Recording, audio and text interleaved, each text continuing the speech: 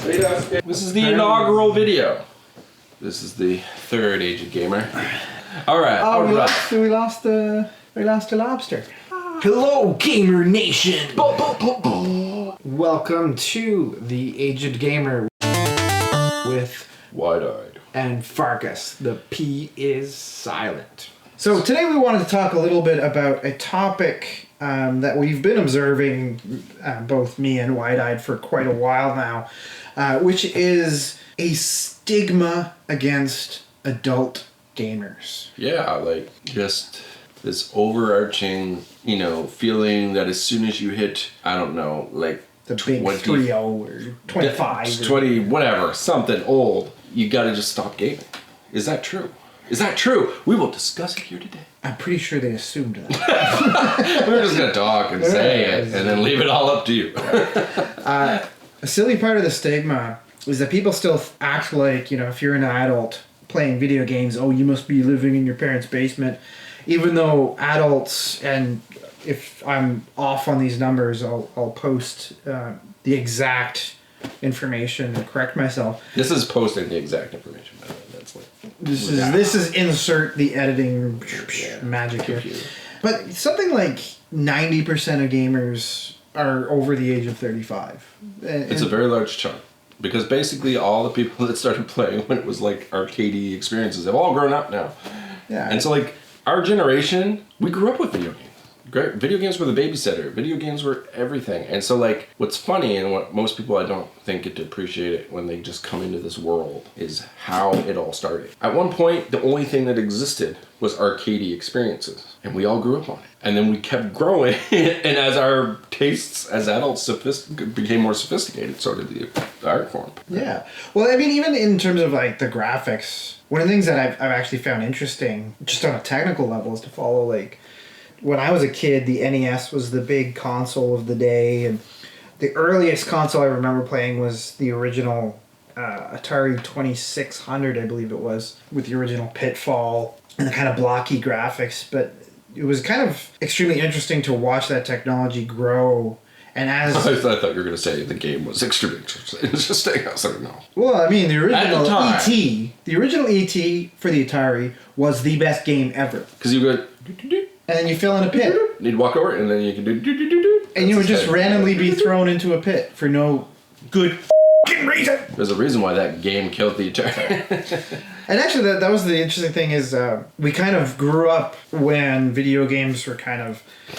It's kind of interesting that video games almost died shortly after they were created, because there was a little bit of a purge when E.T., roughly around the time that E.T., the video game, came out for the Atari, where, people didn't really accept it or for whatever reason. And we kind of grew up when Nintendo came around and saved the day. And this isn't a plug for Nintendo, it just happens to be. But we love you, Nintendo! We do love you, Nintendo. But yeah, no, Nintendo came out and basically saved the entire video game market from going completely dead, which is where it was headed before Nintendo came around. But I do even remember the social aspects of arcades and how the noise would draw you in and all the flashy lights. Arcades are fucking awesome, man. Yeah, and it's kind of sad that they kind of went the way of the dodo birds, but it is also telling in terms of why this stigma against adult gaming is ridiculous. There's actually the very few arcades that do exist tend to be in bars. They tend to be in adult restaurants, like. Well, it's because all of our group has, like I was alluding to before. It's like we've all aged, and in a way, video games aged with us. It's really weird. So, sometimes I wonder how kids. I know they find different stuff because obviously different things are geared towards it, and the whole medium is a ton more complicated. Like I said, back in the day, the only experiences were just arcadey type experiences. I mean, there was RPG, like very early level, entry level RPG stuff, but like for the most part, you were getting a variety of A, B, C arcade games.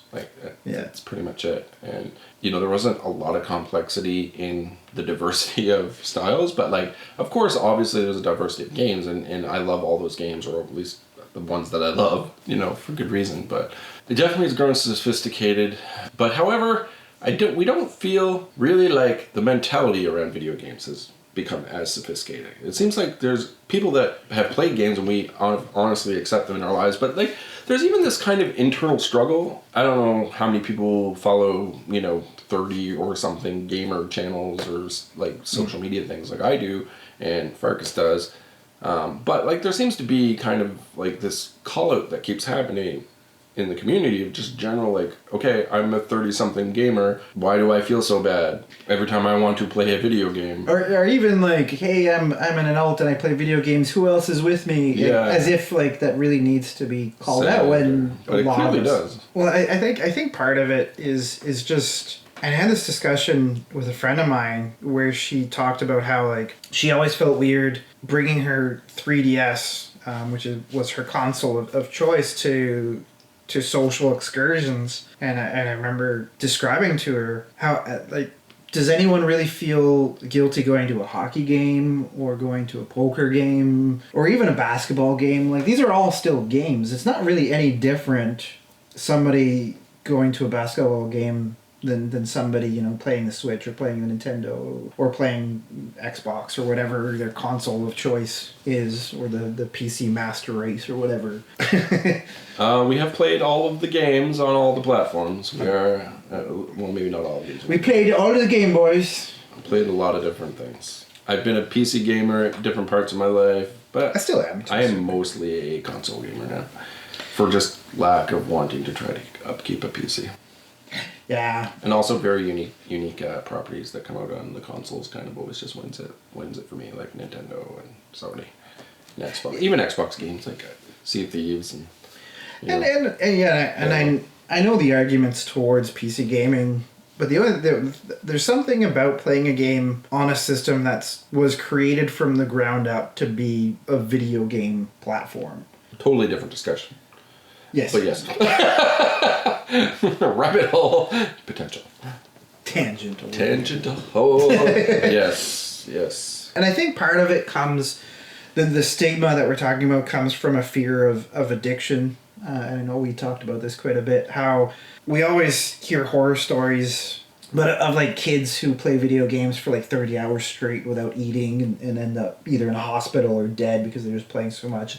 And I think that there is that fear of doing something that's unproductive and becoming addicted. But it's weird because in our society we're not really afraid of addictions in this like food. Whatever. Yeah. Whatever the worst things you do, you should do it all the time. That's what our society shoves down our throat. Yeah, we have to fight to not be addicted to anything.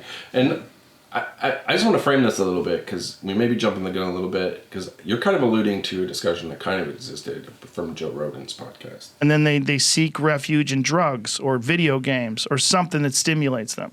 And video games are a real problem. And you do them and they're real exciting, but you don't get anywhere. Actually, it's a very good modern example of kind of what we're trying to talk about. And not to disagree with Joe totally, because I love Joe personally. Like, I watch his stuff. And, I mean, obviously he doesn't watch my stuff, but because this is new. But he will. He clearly will. Fun. Come on, Joe. Get on the ball.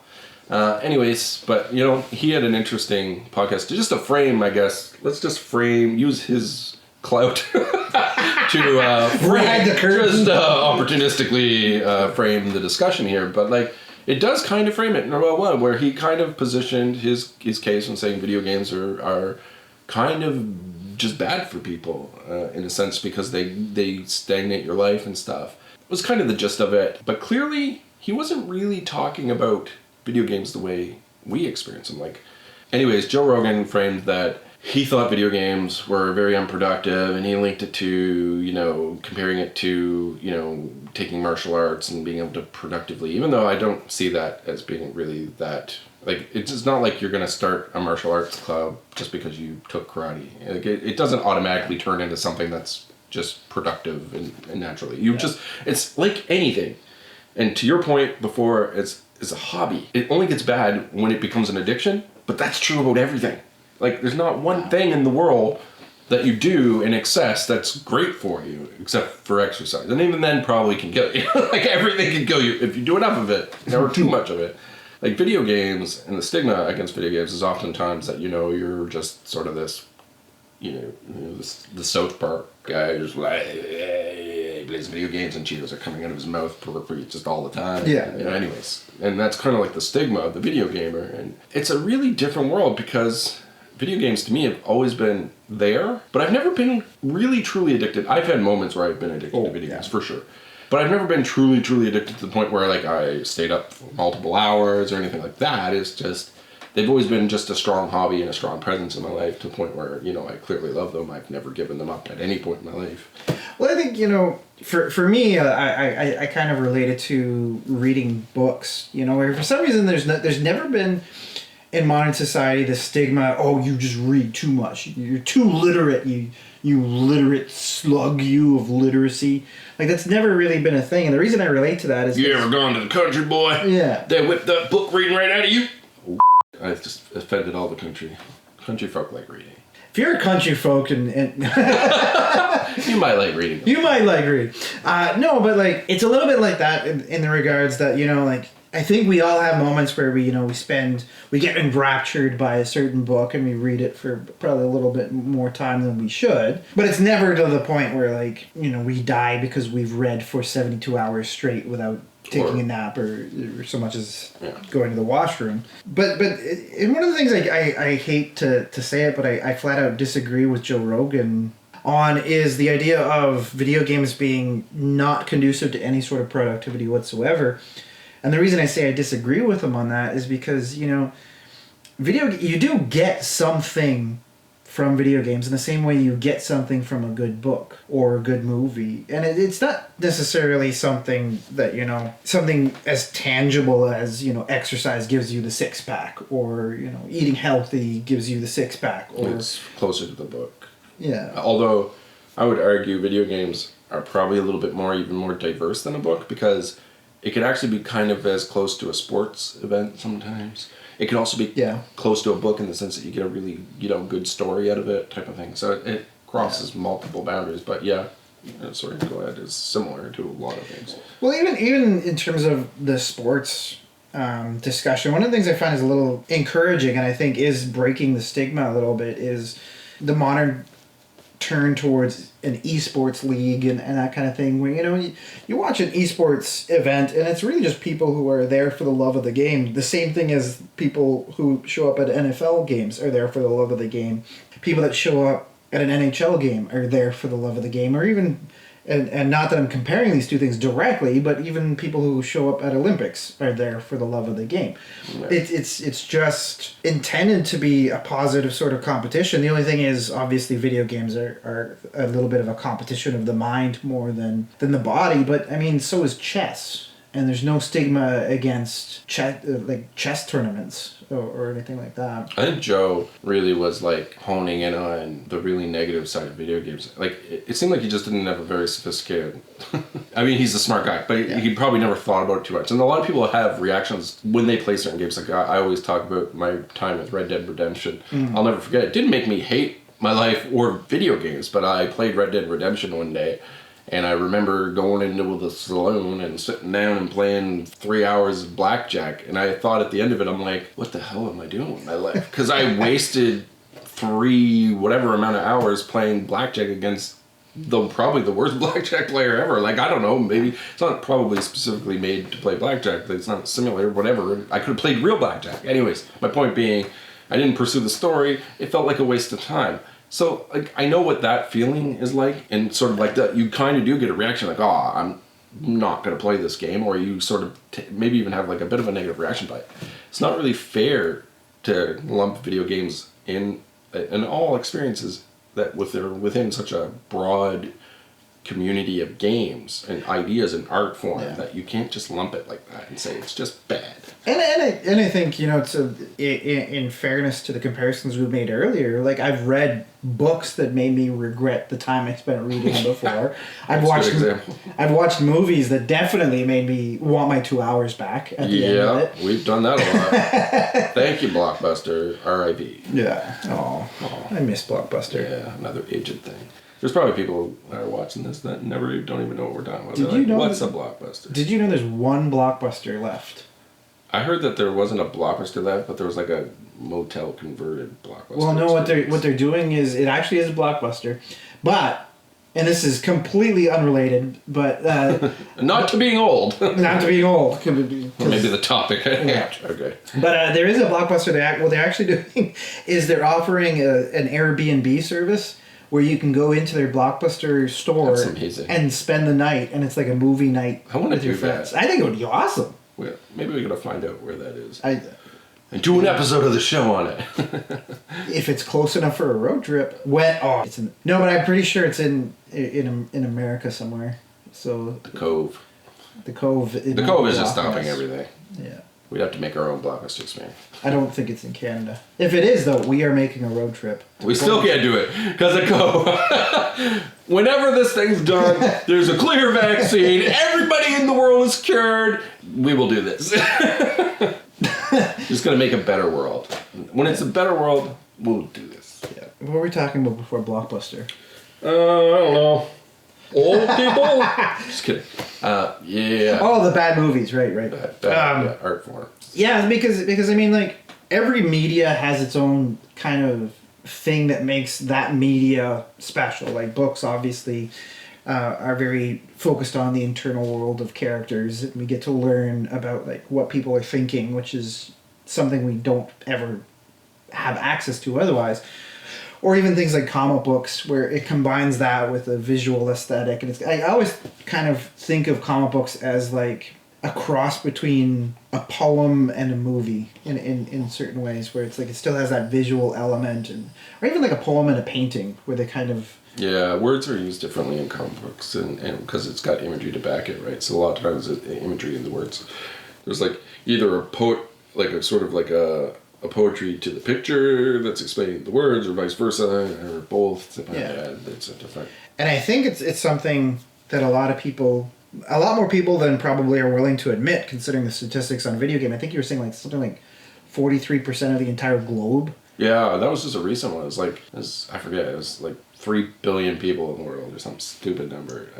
Play video games, and it's like, some of them gotta be old. That's all I got to say about that. Well, I think we worked it out to be 43% of the entire globe plays video games. So, I think a lot of people understand more about video games than they let on. But one of the things I find is important to acknowledge about video games is it's the only art form where you get story, but you also get competition. You also get that sort of sporty element. Especially with the world of online and stuff like that. Yeah. Yeah, it definitely bridges a gap of many, many types of genres. Like I was saying, compared to what it used to be, just arcade experience, you got Pac-Man, you got Mario, and you got Sonic. I was like, those are all great games, don't get me wrong. I definitely grew up on them, definitely love them, but, it's nice to see that the repertoire of gaming has grown. And I think, to Joe's credit, I do think one of the points that he had that was probably most accurate, or at least had the most weight, is that there is kind of a sneaky addiction that gaming companies and companies that make games do that, you're not going to get from a book or a movie necessarily.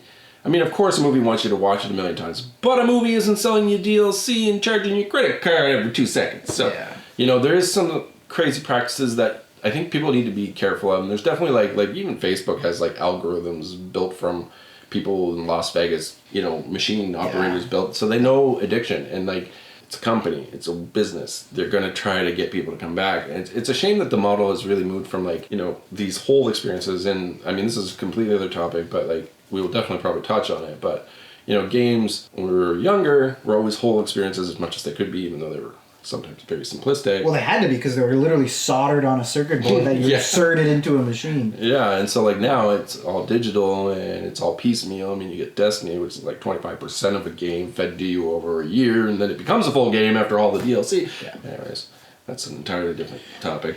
Well, one thing I think it shows that there is this huge market for this that obviously people are partaking in. Oh, video games are huge. They're the hugest media right now. They have to be. But probably most money making easily. They're just massive. Compared to when we were kids. Like, it was really when we first started, or when I first started, at least, I had to be you. Yeah. It felt a bit rogue. Like, you played video games. Not everybody played video games. Yeah. And, like, I was fortunate. Like, my parents really... My dad, I think, was probably the driver, but he was really interested in, like, technology. And even if he didn't, like, have a great knowledge for it, he was very curious about, like, how it was you know, how it was going to evolve. And he always kept, like, me interested. I don't know if he just did it for me or if he also did it, but it had to be probably a bit of both. So I was very fortunate that way. It's kind of interesting because even though we were only 2 years apart, I think by the time I got into video games, it was literally like every kid on the block was debating on. Sorry, I didn't mean to spit there. I just gave him the cove. But no, I remember every kid in my neighborhood was like really big on like, do you like Street Fighter or Mortal Kombat? And the right answer is whether or not I'm your friend. Killer Instinct. Well, Killer Instinct wasn't even out by then. I know, but still was better. Yeah. Yeah, it wasn't as popular for me, which was really weird. It was starting though. Like the seeds were there. I think it got that way pretty quick. They're obviously not as addicted as it was because games back then weren't made. Like they were very kind of short, hard experiences. They were definitely addictive, but parents really didn't let people get away with it. Like my parents were always like, if I spent too much time, they're like picking me up by the scruff of my neck, throwing me outside. And I don't know. For me, like the Nintendo was my babysitter. Like it was. It was mine too. Like there was a lot of times where they were like, "Yeah, okay, we don't want to deal with you here." Yeah. Boop, boop, boop, boop, boop, boop, boop, But there was always, I don't know, it just felt when I was younger there was a lot of other distractions, and so like even with other kids I could sense it too. Like video games were very different back then, but I always loved them, and they were always, and we always loved them. Like they were always a constant thing, and I never was to the point where I ever felt it was really negative. And I don't know if it's just I never particularly paid attention to the stigma. I've always known it was there, but I just didn't care because it was always something I just loved doing so much. So like I always knew the stigma was there. There were definitely people that probably judged me on it, but I don't care. I don't give a crap. But I don't think it's fair. Like there's no aspect of playing a video game that is any different than any other hobby that I've ever had in my life, except for the fact that maybe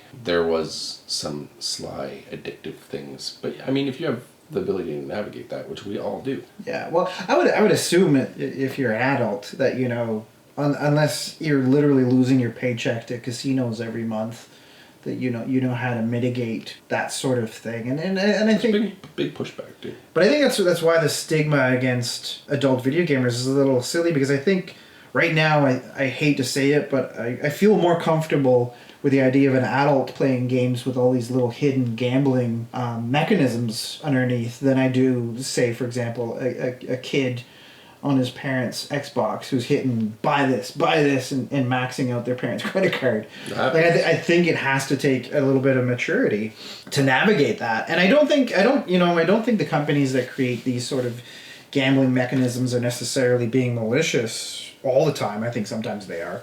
But I think it's just, you know, the nature of gaming is that there's going to be this I won dopamine fix, right? That's kind of the reason why a lot of people play video games is Especially the multiplayer stuff, because it's I think the reason people play is actually a pretty complex thing, but you know, one of the reasons is that sense of my goal is to beat this game, I beat this game, and it's this very simple kind of dopamine thing where it's like I completed my task. It's a problem solving thing. It's not much different than, you know, finishing up a puzzle. Well, my goal is to beat you. Well, that would be fighting games where it's like multiplayer, anything. Or Towerfall. Wayfront game. Best game ever. Shout out to the TFs of the world. Yeah, we want to play right now. We just actually have to do things. It's true.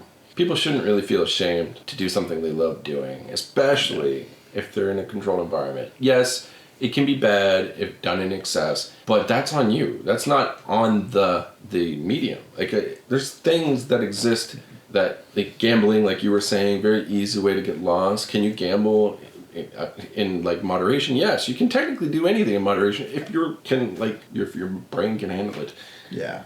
And video games are definitely nothing for people to get worried about. And it kind of makes me sad that there is this sort of disconnect going on where you have all these adult gamers that are displaced in a sense where they just don't feel like they have a home. Come to us. We'll take care of you. Well, we won't, but we'll be nice. We won't. All right.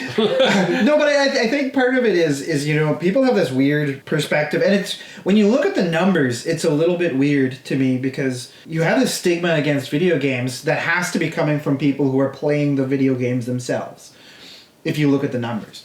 But I think people have this idea that video games are just this flashy, light dopamine fix. And yeah, there is that element of dopamine fix. Don't get me wrong. I just explained why there is that. You know, it's no different than the dopamine fix you get when you beat somebody at chess, right? Or when you fight them and you win. No, that would be called sucker punching. And no, but you know what I mean though. Like it's this weird thing where, and I think like even if you use the example, let's use the example of Doom Eternal, where you know you look at the game and it looks like you're just playing a heavy metal concept album, which is awesome enough in its own right. But you look at the mechanics that they actually used. It is very much so like a game of chess on steroids in some degrees, where you're making these really split-second decisions on, do I take out that gun that's going to, if I leave that gun there, it's going to mess me up and hurt me. So you have that sense of awareness of your environment, you're prioritizing your goals in a very split-second manner. And it is this very, you know, there's more to it than I'm just pressing a button. I'm just pressing a button. And it's weird that people have that idea of that video games are just, I'll press the button, I'll press the button, I'll press the button. If anything, it's getting crazier in terms of complexity. Like I was telling you, like we were saying earlier, like the games were so simple. And yeah, there was definitely an awesome, and I still like platformers, don't get me wrong, I love a good platformer. But like just games in general, like you play like a competitive game now, like I don't know, like Splatoon, League of Legends especially. A fighting game, pick one. I personally like Dragon Ball FighterZ. Donate on me for that one. You either love it or you hate it, but there's just like, there's a lot of complexity in video games now where it's so, in shooters, my God, like shooters, like they could almost be training simulations. They're so ridiculous. Obviously there's over the top in some ways, they're not 100%, but like there's just, like there's a depth to strategy in playing those games now. Like I used to have a few buddies of mine that after I was done work, we'd like spend an evening, a couple evenings a week actually just going as a pack in a shooting game like Battlefield 3 or, you know, Modern Warfare 2 or like something, and we just go as a pack and just have fun. And those are some of the best times in a shooter. But there's deep strategy involved in that. Like just now games then and games now, there's nothing comparable to the experience. Like they are totally different. They've matured along with the older people that are playing them. There was a strategy to Pac-Man. There was. You had to go this way, that right way, and then this way, and then when the other thing came out, you went that way, and then eat the pellets. And you ate a pellet. And eventually you ate a big pellet, and then there was a cherry. I don't remember being very. I think the cherry just gave you points. Yeah. And it was like, oh yeah, I got points. Pong was fun. Deep strategy game. Deep strategy game. There's even something to be said about the simplicity of some of those earlier games. Like, we just ended up playing, like, how long on Towerfall? Not long enough. That game is ridiculously addictive. I bought it months ago before Pfarcus returned to the scene, knowing that we would eventually sit down and play. It was on sale. I was like, yeah, it looks fun. But it's one of those games you have to play with someone. But it's a ridiculously simple premise that is awesome. It's boiled down to just fun mechanics. And I'm not usually a competitive person, but that game just makes me want to squash my competition hard. Like, there's just something about it I found really... I am competitive. Yeah, like, well, I'm usually not. That's one of the reasons I don't usually play shooters online. I don't really care if somebody's better than me at a shooter. I'm like, okay, fair enough, you're better than me. Nobody is better than me. It is a fun game, very cheap game. I don't want to just shout it, but it's got a good message of like how games also can just be a shared experience on a couch. You don't need like there's such a diverse set of ways to play video games. Like that's why I get so shocked when people are like, "This is bad. We can't share this." And I feel really bad for people that don't have friends like we do. Like just be able to share in it because it makes no sense to me. Games are definitely good for people, especially if you like doing them. I mean, it's no different than board games. I know a ton of old people that play board games, and they're not like, last time I played board games, people didn't talk to me for a week or whatever. Or are you living in your parents' basement playing basement chess? full of board games, playing your chess like kids do. Yeah. Your little kitty chess game. But yeah, no, it's just weird because one of the things we really want to do with this channel is to kind of really encourage people to just have fun gaming, regardless of how old they are. Me and you talked a lot about how, like, there's this weird idea in video games lately that's like, am I too old to play competitive games? Yeah, like somehow your brain is like, I was so happy when Daigo, you don't know this, but essentially Daigo is like Esports. esport on Japan's side, and he used to come over to North America and just beat everybody. And he was like this, like when he was just a young guy. He's our age, actually. Probably he's in his 40s or nearby. He's either 40 or nearing 40. And anyways, it was like he won a recent event, and you swear to God, like he fought like in World War II. It was like such an event or something. I'm like, this guy has always been good. He might have had some battles, internal battles, and a lot of young people coming up, and the esports scene just growing and growing and growing. And yes, the more young people, and like it's not as easy. But this guy is like, he's never been bad, and there's nothing really. I don't know if there's really support. Like I play video games now. I don't feel worse. Like if anything, I feel better. I think. There's obviously the factor of when you're older, you have more distractions in your life, so you don't have as much time to dedicate and hone your skills as like somebody who is not doing any of that stuff. Yeah. Right? But when I play a game, and for the amount of time that I play it, like I don't feel bad. Like I don't feel like, oh man, my old eyeballs, they just work not like eyes anymore. They're just... Well, I think there might be a certain minuscule element of reaction time. No! I refuse to. But I was projected really well there.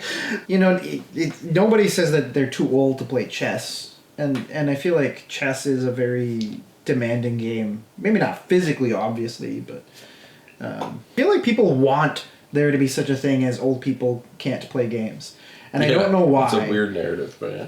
It's weird because like I said, the vast majority, by a long shot, of people who play video games are at least 30, and I think it was over 35. Now, don't get me wrong. Sitting down all the time is not good for anybody's health. But that's you got to counterbalance this stuff, like for sure. But like, you can't just assume that that's what people are doing either, right? It's just they sit down for hours a day and they never get exercise. They eat their Cheetos, they play the video games, and that's the end of the day. Well, I mean, people who work in an office, it's no different. No, and nobody's like, only teenagers work in an office. Like, whenever you ever heard anybody say that.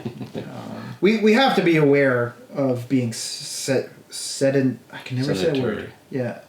We have to be aware of being sedentary because, you know, especially us oldens who are getting, you know, to the point where if we sit down and don't move around enough, then we start to develop the diabetes.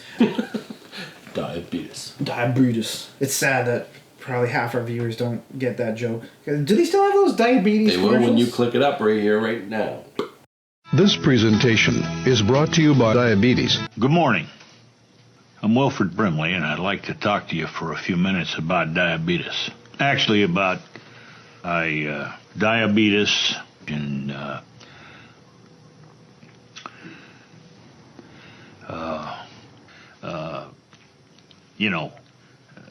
diabetes. Diabetes. You know, there's this weird need people have for saying either you're too old to play video games because your reaction times are bad, or because, you know, you should be doing things that are more productive. I find the idea that you have to always 100% of your time be doing something productive is a little bit of a weird addiction in its own right. It's disingenuous because they're like on their phones telling you on their social media app, you gotta be more productive. Delete.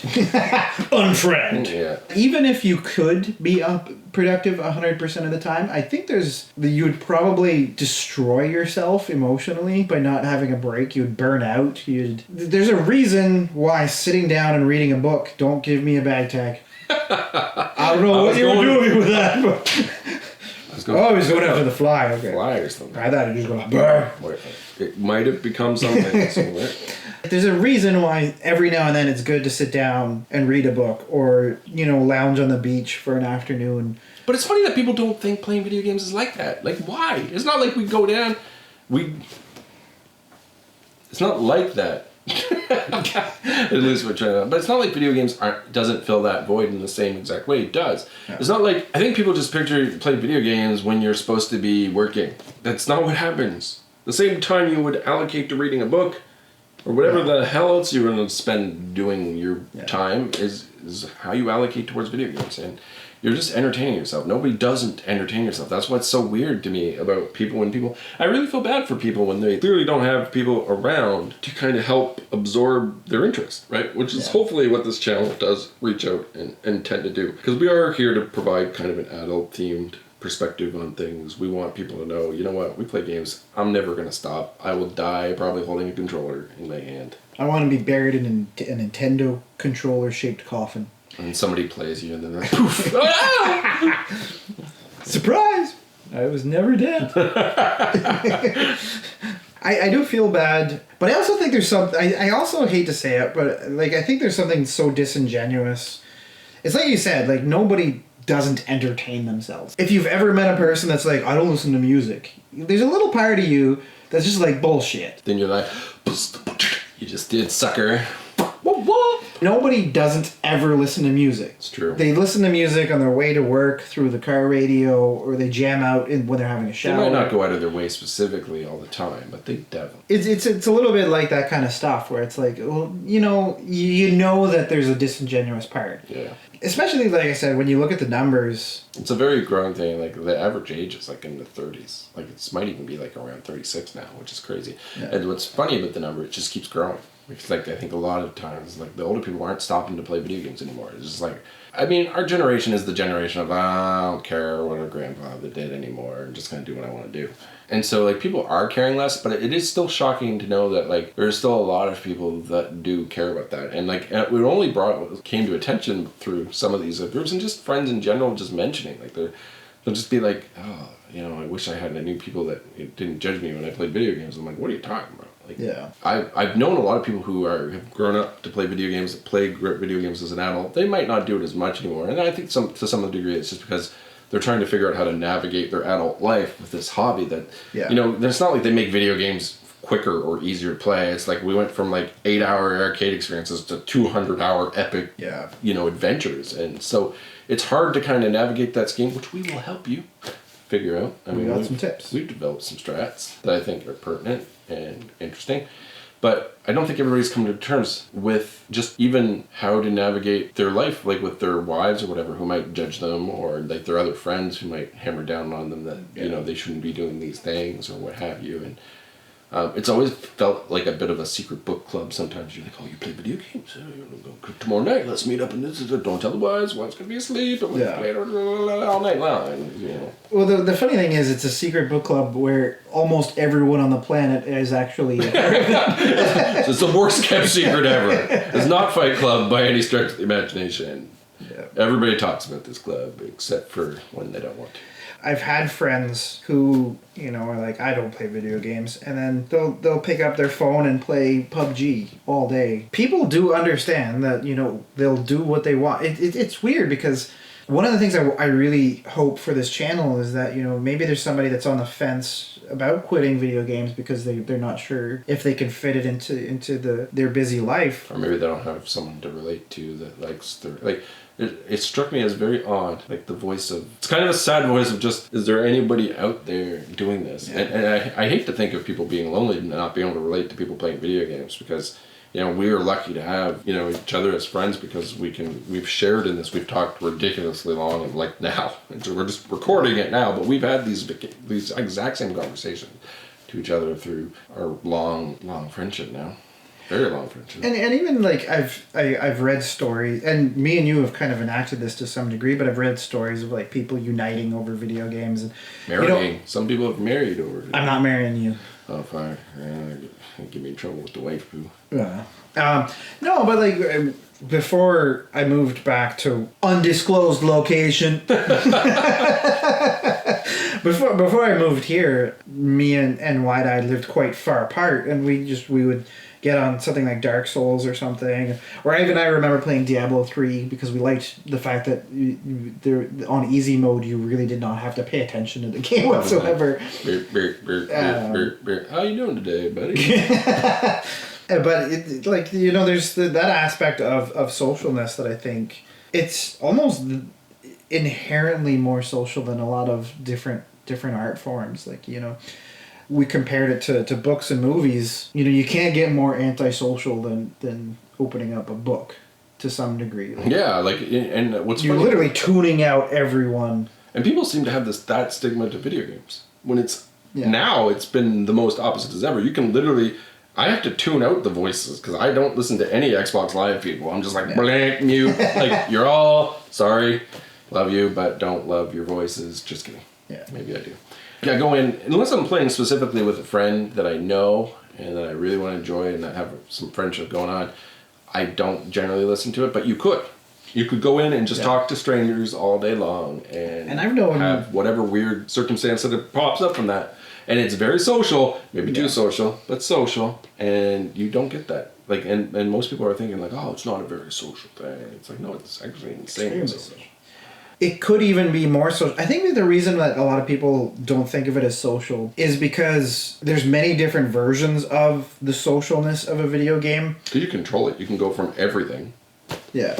Well, not only that, but like there's the online thing where it's like I'm being social to somebody I've never even met before. That's what I mean. The door's like completely open.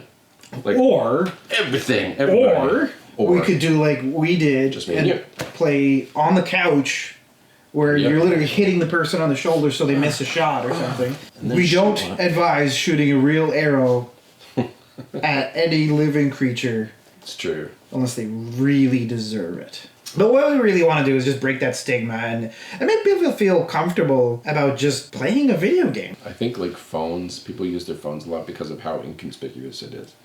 You can play a video game and it can be like, nobody knows, right? But I'm just like, I bring out my Switch and I got my little Zelda case and I'm like, I don't give a crap. Like I've gone to like, I don't like waiting at the hospital. I bring it to the hospital, bring it to the dentist office, bring it everywhere. And like, I just don't care. But like, I notice a lot of people like, they just get their phone because the phone's easy. It's inconspicuous. Nobody knows. And but I remember one time I brought my Switch to, I think it was the waiting room. So like, it wasn't an emergency, but just like, the night doctor or whatever.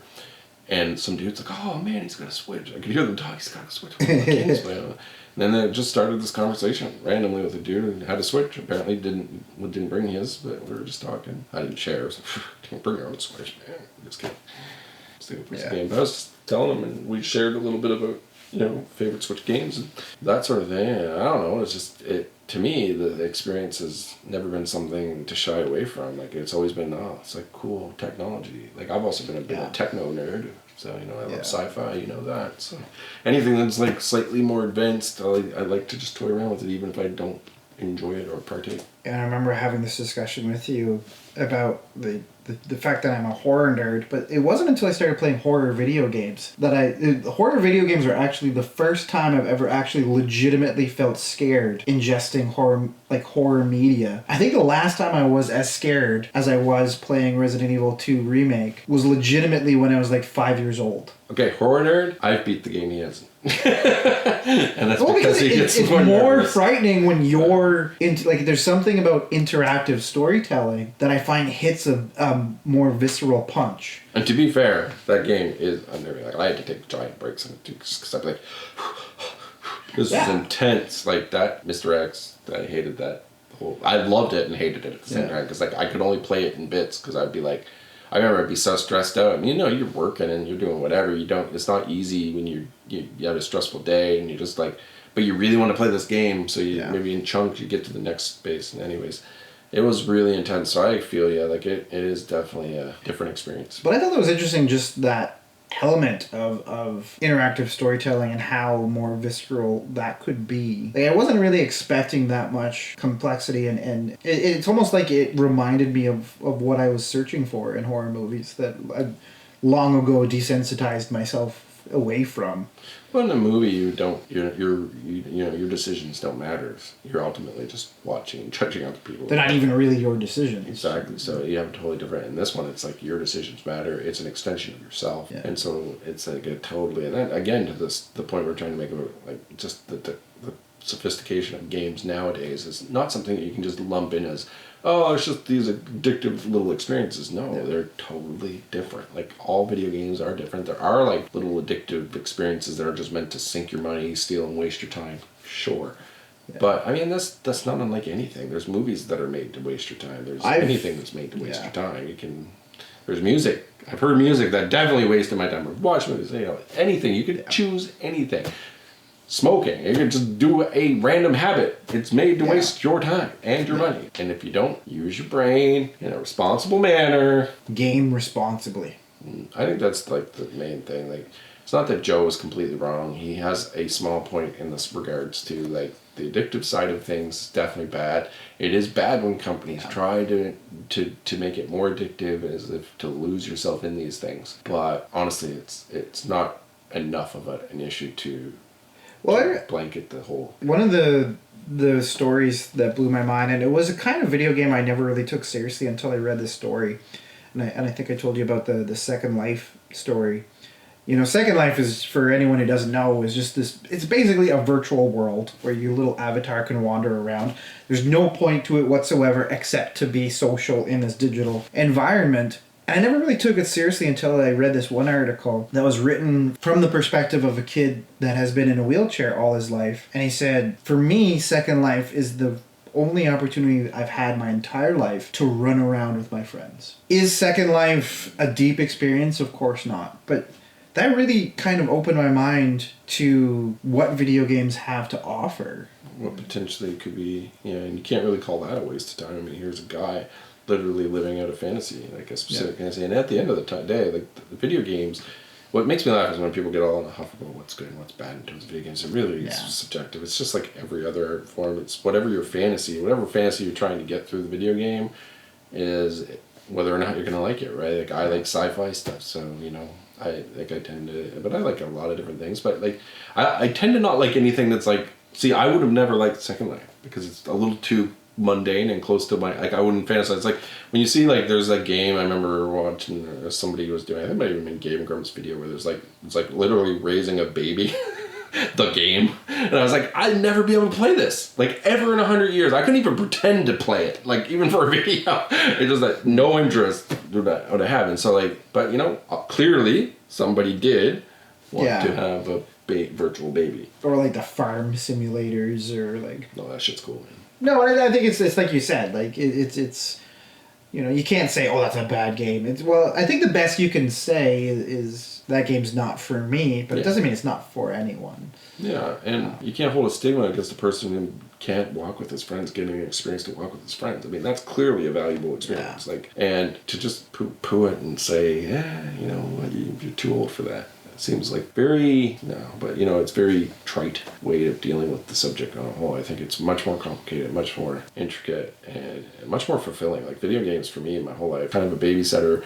It still babysits me as a grown adult to this day. Yeah. But I get a lot of stuff from it. Like, during this whole COVID thing, even I've played League of Legends to stay in contact with friends that I couldn't see on the daily. And it was a big friggin' help because, I'm a pretty social animal. I do like competitive stuff. I do go out. I'm part of lots of different game communities, including the fighting game community here in my hometown. Not being able to see people and partake in all these different things, it became a big issue that video games took care of. Yeah, and that's kind of even the entire reason of this channel is we really want to take that stigma away and give people the power to just enjoy themselves. Because I can't, and I know this is something we've already said in kind of many different ways, but I just really think it's unfair to people to not do something they love just because a dog is snoring. Not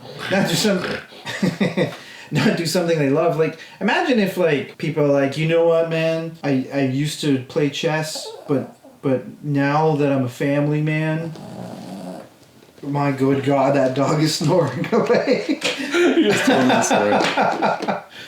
He's now dreaming and playing Nintendo. Is he actually sleeping, or he's sleeping? He's full on snoring. He must have a comfortable leg. You've just moved several times. He's still snoring. This is how we play. I don't know. This is how we play video games as old people do. Just so you know, this is like live.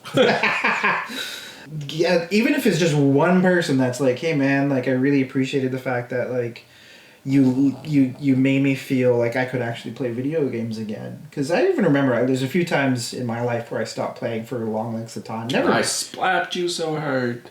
Well, I never quit, but per se. But like every now and then you just be like, oh man, there's this new game you should really try, and or even there'd be this game that I heard of that I thought would be really good for us to play when I was in further away, undisclosed location. But just like when we were away, that would just be like a good game to play together online or whatever. And it kind of makes me sad that, you know, somebody might give up on that because maybe they had a new marriage or a new kid or you know. A lot of reasons when you get older. It becomes an issue of time. I think it is an It's not that you have any less reasons. You have a lot more reasons to play video games when you get older too in some ways. However, as systems evolve, it does get easier. I find like the console generation, things like the Switch become super helpful to adults, and which is entirely another discussion, which we'll get into. But it's one of those things that it does become a difficult avenue to navigate, and you know, I think at some point it becomes easier for people to just be like, oh, I'm too old for video games. But you're never too old. And most people that our age played them too much to give up. Like, it's just a part of you. Like, I could never imagine living in a world where I didn't think about the next Zelda game. Like, I'm always thinking about the next Zelda game. If there ever is never a next Zelda game, I'm going to be sad. I'll be dying going, when's the next Zelda game? That's literally going to be my life, like, I think at some point. Like, it's just, that's how it's going to be. That's what's going on your tombstone. Yeah, when's the next Zelda game? Clearly, yeah, it's... Our voices are soothing. The internet knows it. I feel like it's been such an integral part of my life. I can't imagine people feeling bad. I mean, if you don't feel bad, all the power to you, man. You just come here, hang out, and just enjoying the joyousness of video games, because that's all we're about. We're about sharing this experience as we grow old. Yeah. Unabashedly. We grow old. I mean, I can't stand up anymore without my back creaking and popping and snapping. We built a couch recently, and it made my entire lower half of my body fall asleep. Yeah, that's the thing. That's the thing. When you get over 30, things just start falling asleep that never used to fall asleep, like dogs. I remember one time I fell asleep. Like, this is actually a legit reason why your arms are falling asleep. But I fell asleep on both my arms. And then I woke up, and they were both asleep. So I was, like, scared, though, because it shocked me. I couldn't move my arms. It felt like I had no arms. So I was like, ah! Anyway, totally unrelated to, hey, he's awake now. So, yeah, old things happen. But, no, in all seriousness, we do hope people get something from, you know, we are going to be bringing more ways to navigate this challenging thing we call life and video games. Yeah. And definitely challenge the stigma along the way. You're getting old, less time, there's lots of complications. Even in buying video games nowadays, there's just so many. The backlog is real. We will be breaching these subjects, and like we said, hope everybody knows we love video games. They go nowhere and are fighting the good fight. Say no to ageism. Say no to ageism. So, like, comment, subscribe.